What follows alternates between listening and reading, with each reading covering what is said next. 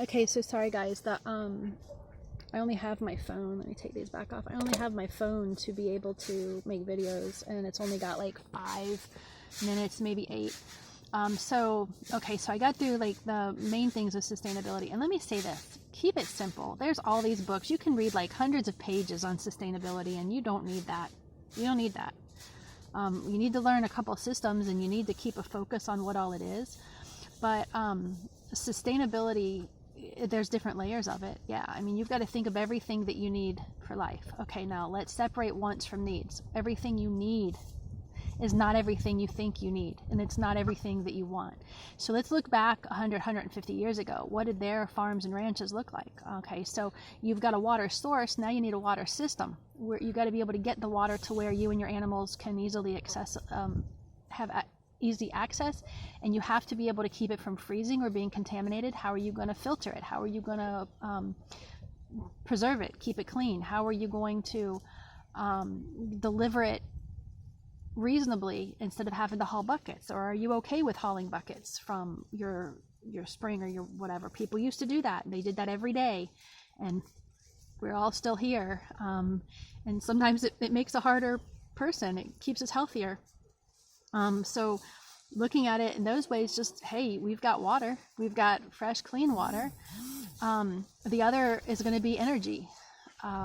Okay, so you've got solar, great. You've got geo, great. You've got hydro, great. Now you're storing that in batteries, and it uses wires, and it uses an inverter, and it uses panels or collection plates or a windmill maybe, or it's using some kind of hydro generator, a water mill, something. What happens when those break? What happens when one of your very expensive $1,500+ batteries stops working and you have to replace it?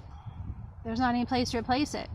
What happens when your wires go bad and you're out of your store of wires because you had really strong winds from your solar panel, or a tree fell on it, or something? What happens when your geothermal has a problem, or you have to replace your inverter, or there's all these things. That's why people use wood. Do you have a backup at least?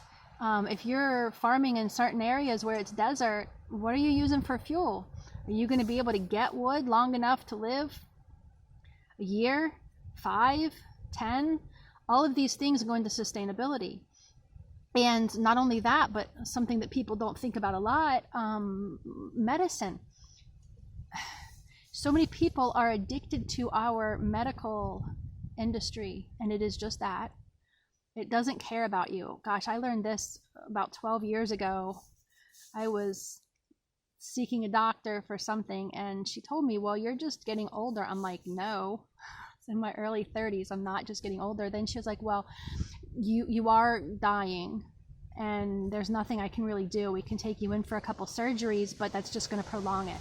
I mean, at that time, I couldn't eat anything, nothing. I was really bad.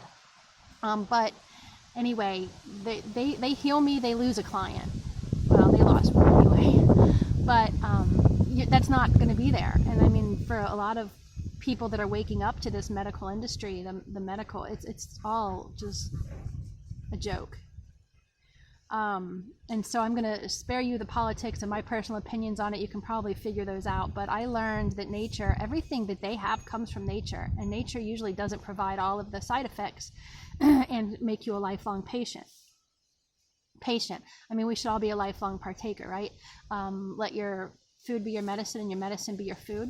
We eat so we can live, not live so we can eat, because that's what the whole foodie revolution has been.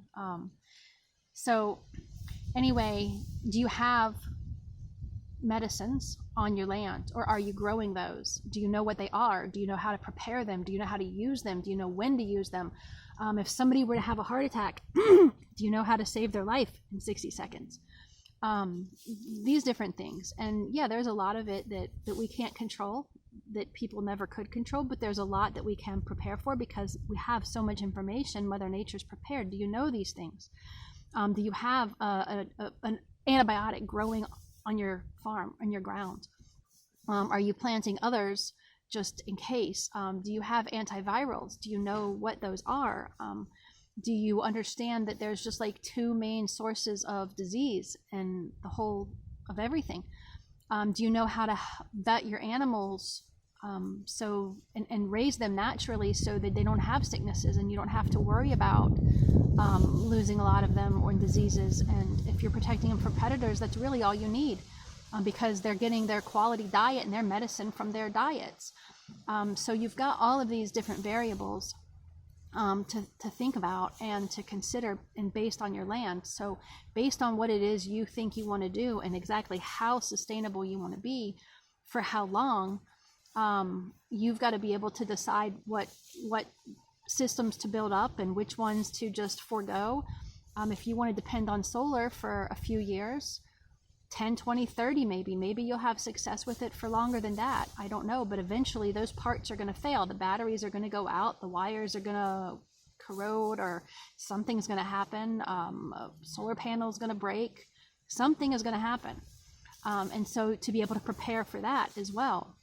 Do you have these other alternatives? Generators are not sustainable because that requires fuel and gasoline, not grass. And there's all of these other things to think about, because really all we need is food, clothing, shelter, and food includes water. And that's really it.